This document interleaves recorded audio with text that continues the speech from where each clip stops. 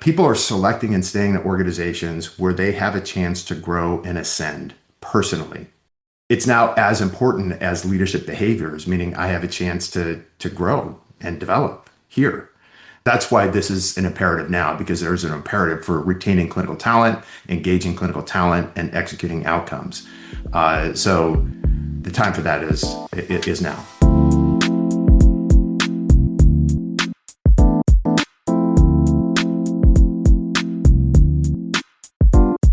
Welcome to Off the Chart, a business and medicine podcast featuring lively and informative conversations with healthcare experts, opinion leaders, and practicing physicians about the challenges facing doctors and medical practices. My name is Littrell. I'm the Associate Editor of Medical Economics, and I'd like to thank you for joining us today. In today's episode, Keith Reynolds, the editor of Physicians Practice, sat down with Dr. Jerry Penso, the president and CEO of the American Medical Group Association, or the AMGA, and Dr. Stephen Beeson, the founder of Practicing Excellence. The three of them are talking about a new strategic partnership between the two groups focused on physician development and practice performance. Specifically, they're talking about why AMGA members are saying that finances, access, and workforce are their top concerns, how burnout and a war for talent are reshaping hiring and retention, and why traditional all-day training sessions no longer meet the moment.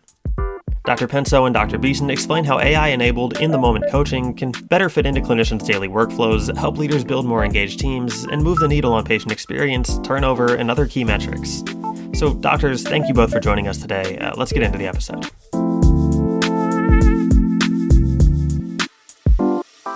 Hello there, folks. Today we're talking to Dr. Jerry Penso, the president and CEO of the American Medical Group Association, and Dr. Stephen Beeson, the founder of Practicing Excellence. So today we're talking about they've got a strategic partnership going. I'll just open up the floor. What's this entail? Well, I'll start. First of all, thank you for having us on today. If you ask AMGA members, and these are medical groups and health systems across the country, what's top on their list? What are their top issues that they're facing, their challenges? And if you ask them, number 1, 2, and 3 is finances, access, and workforce. And it's no accident that they're all interrelated, and probably the root is the workforce issue. Having an engaged, inspired workforce really helps the organizations begin to tackle those challenges. In fact, it's imperative. So right now, our members are saying that their workforce is one of their prime issues, and there's a war for talent.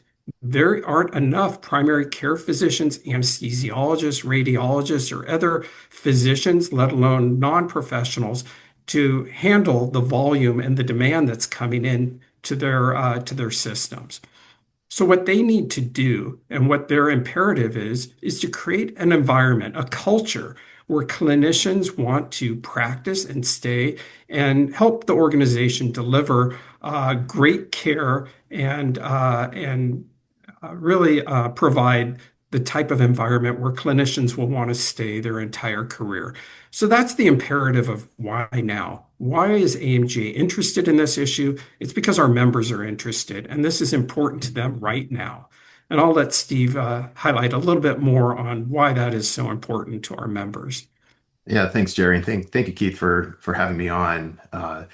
I'm a family medicine physician, born and raised in San Diego, and I've spent much of my career in the exam room managing a large patient panel. But the 2.0 version of my life has been the application of human development to really allow clinical care teams to soar and to create, as Jerry said, conditions where people say, man, I love coming to work. Yeah, we work hard, but man, we're really taking an amazing care of patients. We're deeply collaborative with each other and working within teams that is really revitalizing. And our leaders are doing the things that help us feel seen, heard, appreciated, included, communicated with, cared about, that we matter here. And we believe, and really there's very, very good evidence that a human development strategy can allow those behaviors and experiences to manifest. And as Jerry said, the top 3 issues of finance, access, and workforce are all accessible through a really continuous human development strategy. And that's, as I founded the company Practicing Excellence, that was the contribution we as a company wanted to be able to make in healthcare. And I've known Jerry for a number of years, and we've done some good work together. So we thought we'll bring human development and the amazing convening organization of AMGA who does such amazing work together. And we've already got 30 partners within AMGA as it is. So we're excited about the partnership and what the future holds. All right. So what makes this moment the right moment for this partnership? AMGA members, we're a trade association. And what we do typically is education, convening members, and also advocacy because we're in the Washington, D.C. area. Our members said they want more from AMGA. They want more than just convening and discussing these type of problems. They want solutions, and they want AMGA to help them find the best solutions that are in the market. We vet them through a strategic growth committee that we've created, and we have specific criteria, like, is this an important issue to our members? Are there real outcomes from this partner? Is this partner trusted by AMGA members and already working with many of them? We came up with 10 different criteria. Practicing excellence met all of those criteria with flying colors. So we decided it was right to partner with an organization like Practicing Excellence. We will only do so many of these strategic partnerships, but we're going to do it where it really counts. And concurrently to that, we have found if you look under the hood of, what's keeping clinical talent right now, it's not only how the organization is led, how collaborative the teams are, and how purpose focused they are. So the people that are providing care can be really proud of who they work with and the kind of work that they do. But what we're finding as an emerging priority is organizations, people are selecting and staying in organizations where they have a chance to grow and ascend personally as a result of being a part of an organization. It's now as important as leadership behaviors, meaning I have a chance to grow and develop here. And so, in my conversations with Jerry and AMGA and the work that we're doing in human development, it is that's why this is an imperative now, because there's an imperative for retaining clinical talent, engaging clinical talent, and executing outcomes. So the time for that is now. AI-powered human development can mean a lot of things. In plain terms, what's different? Like, what will feel different for a physician or a practice leader using this platform versus, traditional training? Well, let me cover the traditional training and why that doesn't really meet the moment and why this solution is different and unique in the marketplace. Let's start with the traditional training. That might be a half day or all day seminar. People have to get out of their offices, out of their practices where they're not seeing patients, and it'll be lectures, PowerPoint, really kind of top-down leadership telling you what to do. That sort of training, that ain't working anymore. What clinicians really want is something that really fits into their workflow, that doesn't take them away from their clinical practice, but can really be integrated in the moment into the challenges that they're facing. That's what Practicing Excellence has really developed. And I'll let Steve talk a little bit more about some of the real world examples where this is being effective. Yeah, there's so many incredible impacts of AI on the prospects of human development. And a good friend of mine and colleague said to me once, he said, in the past, in the human development space, it was content was king. Now it's context is king. And what I mean by that is that the learning and development strategies that are deployed, they have to be personalized to the learner, meaning their role, their experience, their ambitions, their accountabilities, their interests. And it has to help them really do two things. Number one, the learning experience has to help them become contributory to what the organization wants to become. And that's how we are with patients, how we are for each other, how it is that we're leading, the safety behaviors that we're creating, whatever the behaviors are that allow them to be contributory to the enterprise goals is critical. And learning historically has not translated into human behavioral change. It creates lots of learning and certifications and completions, but it's not translating to I'm changing what I do for patients, for colleagues, and as a leader. And that's the critical chasm that learning has to meet right now. The learning also has to do the second thing. In addition to them becoming contributory, it has to help them become contented in their work. Meaning when they finish a day as a really effective leader, mobilizing their teams, that the teams say, man, I feel seen, heard, and valued here. That's a different experience as a leader or a clinician learning how to interact with a patient. So the patient at the end of a clinical encounter says, God, I've never had a physician say these kind of things to me.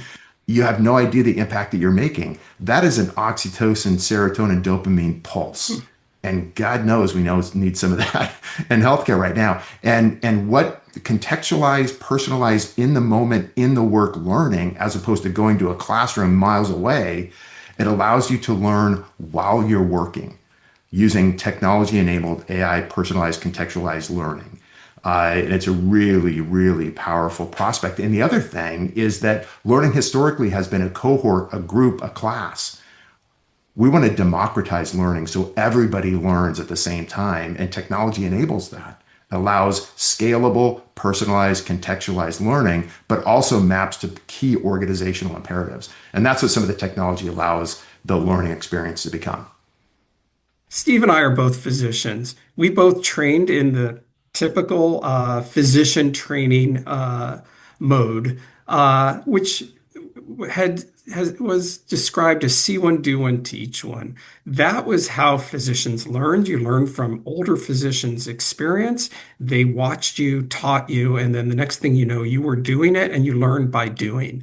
Well, that model had its value in the day, but healthcare has so many more imperatives these days, and organizations really need to invest in their physician employees and in their physician workforce in different ways. And that old way just isn't working anymore. We need a physician workforce that can adapt to the rapidly changing healthcare environment. And for that, you need a new type of tool. And that's where I'm really excited about where practicing excellence can really fit that need. Yeah. How will members of the AMGA actually be able to access this? Is it a member benefit, a discounted add-on, a pilot for certain groups, or something else? What's the expected adoption path for this? Well, let's just start that 30 AMGA members, these are medical groups and health systems across the country, are already using it. And the best way for members to learn what's working is from each other. So they'll be discussing in their discussion groups, hey, these are the challenges that we're facing, and these are the type of solutions that we're finding. AMGA plays the role of facilitator here with our strategic partners. So we make sure that they're aware that Practicing Excellence is a strategic partner, that it's been fully vetted by AMGA. They'll work directly with Practicing Excellence on all things like contracting and making sure that the product's working good. And they'll get special discounted rates to make sure that they know that this is an AMGA partner.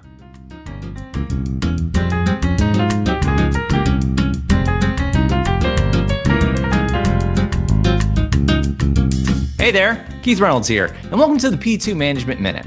In just 60 seconds, we deliver proven, real-world tactics you can plug into your practice today, whether that means speeding up check-in, lifting staff morale, or nudging patient satisfaction north. No theory, no fluff, just the kind of guidance that fits between appointments and moves the needle before lunch.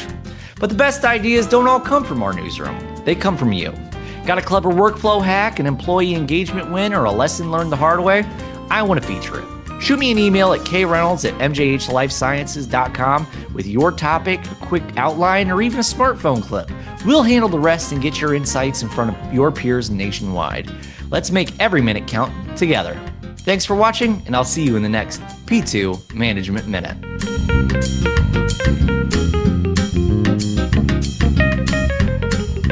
What does this sort of development actually look like in practice? Can you share any concrete examples of a skill or scenario that the platform targets for a practice administrator or leader? There's really 4 domains that we build content around. One, and the domain is a declaration by the organization with that first question, which is, what do you want to achieve? The first domain is patient experience. If that were the declared intention, we would deploy learning pathways and evidence-based skills across the clinical enterprise on the behaviors that are known to transform how the patients experience care. Meaning, if patients feel heard, cared about, listened to, included, they're going to, at all touch points of care, there are certain behaviors that allow that sentiment to arise. So, for example, just to give you an example, one of my favorite coaching tips within practicing excellence is to close a clinical encounter at the appropriate time and the appropriate context to say to the patient, we're going to be with you every step of the way. I mean, it sounds like an intuitively really simple thing, but imagine we as an organization, everybody began to learn their own way of expressing that, and we were to deploy that across a clinical enterprise. And what that does to how patients see and experience care. And there's about 100 other simple things that we can do that can render the patient experience. So patient experience is one domain. So we set up, evidence-based skills that can allow that to manifest. The second is team engagement. And those are leadership behaviors and team collaboration behaviors that allow engagement to happen. Engagement is mapped towards retention, discretionary effort, willingness to recommend as a workforce member. And there are very, very specific evidence-based leadership skills that we can learn and apply that can optimize team engagement. The third is leadership effectiveness. Some organizations say, we want to certify each and every one of our managers and above on the 12 leader competencies to advance engagement and retention of our clinical talent. With technology, we're able to go through that process and make it not episodic, not pulling them out of work, but use technology to have micro learning that allows them to learn and apply skills that are known to advance leadership effectiveness. And the fourth domain is what we call clinical excellence for those on the high reliability journey on safety behaviors and authority gradient reductions and the domains that manifest high reliability. So we use micro learning applied to a particular organizational intent, use analytics and AI to personalize and contextualize it, to give tips while you work. So we talked a bit about, how to measure this, but let's nail it down. How are we going to measure success, and how quickly should practices expect to see, success in this? Are you looking at patient experience metrics, engagement or turnover, safety and events, teamwork measures, or operational outcomes? Like, what are we looking at here? Yeah, as I mentioned, workforce is a huge issue for our members, and the fight for talent is real. So number one is turnover. Are the physicians and the clinicians finding that they want to stay at that location, and stay with that organization, and really have a long, productive career there? There's also burnout. Are you decreasing the metrics of burnout? And many of our members are doing provider satisfaction surveys, provider engagement surveys, where they can measure these sort of things. There's other metrics as well of success, and I'll let Steve talk about them. But these are, again, one of the reasons we picked Practicing Excellence is that they have a proven track record in these and a whole bunch of other metrics with our organizations. Yeah, the results that emerge from an effectively deployed systemic human development strategy can really be breathtaking. And we've got over 20 case studies now that demonstrate quantitative improvement as a result of raising human capability through continuous learning. And as I mentioned before, part of the work stream is step number one, declaring what you want to achieve. It could be patient experience, it could be retention, it can be turnover, it can be well-being. And then we build learning pathways to help and support that enterprise goal. And a critical part of the step is, how will we measure the success? So we do a couple of things. Not only do we identify the metric that tightly corresponds to a quantitative proof of an organizational intent. So if you say, gosh, team engagement is our goal, then we say retention, turnover, and well-being will be the metrics that we use to verify that we're achieving that organizational intention. So then we build learning pathways for leaders and team members that can begin to turn the dials through human behavior consistency that allow those metrics to move. The other thing that we do is we have robust use analytics because we're joint accredited for CME. And so, those that participate can begin to accrue, continuing medical education through the process. And we also want to know, are they using the platform? We're very proud of our use analytics and how people find value and return and use and participate in the learning pathways. So we have quantitative outcomes that are mapped to organizational intentions. We have use analytics. We have CME and the numbers of CME hours that are earned. And then our favorite is the qualitative collection, the voices of participants, because we have tens of thousands of comments within the learning platform. And those are fun to harvest as well. And we report those back to the leaders to say, here's what your clinicians are doing, committing to, and saying as a result of becoming better at the work that they do. I go around and visit healthcare systems across the country. It's one of the best parts of my job, and Steve does that as well. And what I will tell you is that successful organizations have very clear metrics of success. They really define what does success look like, and then they communicate that throughout the organization. And if they can communicate that part of their success scorecard is really taking care of their clinicians, really taking care of their workforce, that really resonates with organizations. And I find organizations that do so are really successful in the long term. And in addition, they don't just put that metric up on a scorecard, but they give their clinicians tools to really make sure that that can happen. Right. And I would even say, and this is something that I feel very, very passionate about, and I know Jerry does as well, is you can't hold anyone accountable for an outcome without giving them the tools to become successful. And Jerry and I have had a history together where there was accountabilities for things like patient experience without specific tools to help them. And I had a chance in that era to be able to coach, train, and develop clinicians that were meeting criteria for needing coaching. And they had no idea why patients were saying about them. And it's just quite frankly cruel to say, achieve this and you get this without giving them the other critical element, which is I have help and support and evidence-based clinician design tool to help me in the moment while I do my work. So they get something like, gosh, I get these patients coming in demanding antibiotics for viral illness. What the heck do I do? Well, that's what we do. We help them with those kind of scenarios so they can learn how to manage a patient demanding antibiotics for viral illness. And a couple of quick tips to be able to help that and support that. It seems to be the condition of practices everywhere that they are overloaded with the one more tool. So what are you guys doing to make implementation more lightweight? Is there a fitting into the workflow, time expectations per week, change management support? Like, how are you guys making it so this doesn't just become another checkbox that staff have to click every day? Yeah, this is, Keith, probably the most important intention in the founding of Practicing Excellence. It has to be enriching to the individual user. And we also found through studying the science of human development, particularly in the context of overwhelmed clinicians, that learning must occur in work in minutes at a time.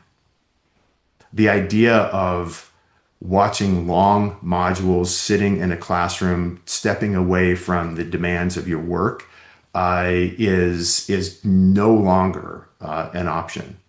So we were very, very deliberate about the design of this taking seconds and minutes at a time to be in the flow of work. So again, I have a patient demanding an MRI scan for non-radicular low back pain. I need some guidance on that. Boom, what's something I can do that has evidence-based behaviors to help and support and guide me? And then the clinician learns and applies that and says, oh, that was way better. I wish I would have learned that one 10 years ago. Then they say, gosh, this thing is helpful. I've got a coach in my pocket that allows me to become better at my work, to release my burden.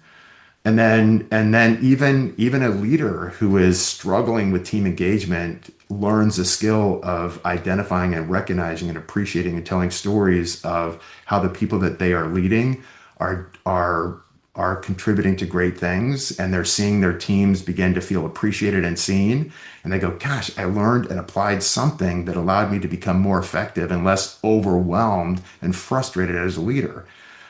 So what we're finding is in the moment, minutes and seconds at a time, in the work, mapping to the pebbles in their shoes that is with them continuously to face the challenges that they have in front of them. And so we put that composite together to create this human development journey to allow people to become really the best version of themselves while mapping to organizational priorities. When AI is involved, a lot of leaders worry about trust and guardrails and things like that. So what data is the platform using or not using? And, what privacy, security, and governance expectations should member organizations have? Every one of our organizations is working on AI governance and making sure that any solution that they are working with, any vendor, has AI, as you mentioned, guardrails, cybersecurity, all sorts of protections to make sure that the organization's intellectual property as well as privacy concerns are addressed. So every organization, I will tell you, that is an AMGA takes this very seriously and works very closely with any vendor that they're working to make sure that those safety precautions are taken with regards to all sorts of clinician as well as any patient information. And from our standpoint, security is critical. I mean, you cannot play in the healthcare game unless you have robust protection and security. We're going through and well into our SOC 2 certification right now. We work with every technical team to go through their criteria for security and privacy. And that's just part of the onboarding process. And I can tell you, we haven't gotten hung up yet, and we've onboarded quite a few organizations. But we continue to invest in the security of our data, the protection of important information, and we have no patient information at all within our ecosystem. So, and I can tell you, if this product is in 30 organizations, that means it's been through 30 IT or CIOs. They have very strict criteria yes. about which ones will be allowed on their Yep. systems. And if he's made it through, if Practicing Excellence has made it through 30, I can tell you it is past the bar. I think those are all the questions I've got for you guys. Is there anything else y'all want to add or anything you think I'm overlooking? Yeah, I'll just end with one statement. There's a lot of good books out there, business books. One of my favorite is Marshall Goldsmith. What got you here won't get you there.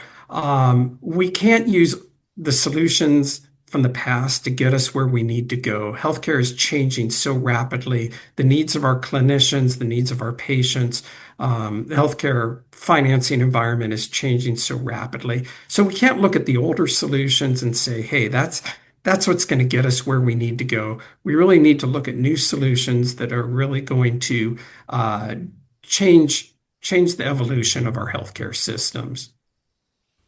Yeah, I think my final comment is first of all, grateful to be here, and thank you for allowing us to tell the partnership story. My strong belief, and certainly as a part of Practicing Excellence, is that we believe that the life in healthcare can really be an extraordinary one still, by how we are with patients, how we are with each other, how it is that we lead, and the cultures that we help create. And we believe, with now really good evidence, that the answer lies in your people and the ability to grow, develop, enrich the people so they work together with purposeful impact in the lives of patients and lead so the people that they touch ascend.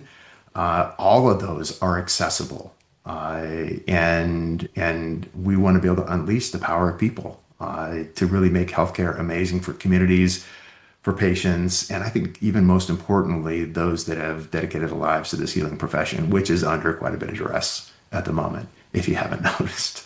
So anyway, we're really excited about the future together, and I'm going to be at a number of the different AMGA conferences, hanging out with Jerry and crew, and excited for the adventures ahead. Alrighty. Well, thank you, gentlemen, so much for joining us today. Hopefully, we'll have somebody out from Physicians Practice at the big conference in April. Other than that, thank you so much. Thanks. Thank you for your time.